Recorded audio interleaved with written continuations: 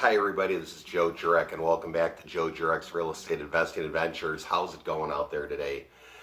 Well, let me tell you, I left sunny and warm Orlando, Florida, and they're getting snow throughout the Midwest, and it was a real adventure getting here to Indianapolis, Indiana. I was delayed not once, not twice, but 3 times. So sometimes it's like that cliche, when life gives you lemons, you got to make lemonade. So I was supposed to take off at 7, I think 10, and we didn't take off till after 11. So I got in, right now it's probably after 2:30 in the morning. But sometimes your travel plans don't go the way that you'd like them to go, just like a real estate deal doesn't go the way you'd like it to go. Everything always looks so easy when you hear about people doing deals. You always hear about what they made.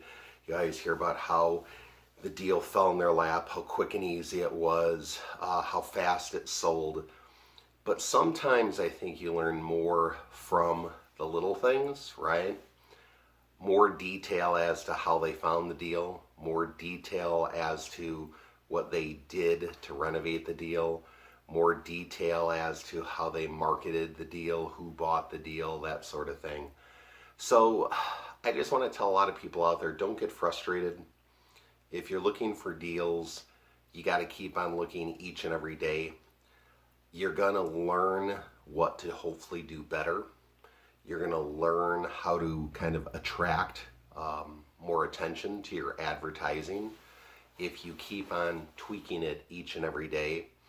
And just like today, when you have a day that doesn't go very well, what you'll want to do is try to really, do the best you can to get through that day, because every day can be an adventure if you stick with it. The lesson I want to tell you about as well too, last time I was in Indianapolis was a few years back, and one of the properties, as I was working with people, that we had found was an estate sale. Now, estate sales can be really good where somebody unfortunately passes away and they leave the property to heirs that inherit the property. Believe it or not, it was in an up-and-coming area. The home was under $15,000, yes, 15.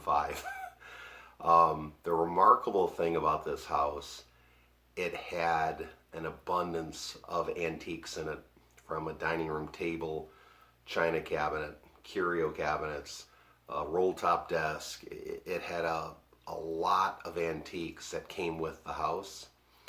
And what my thought was, always seeing the opportunity.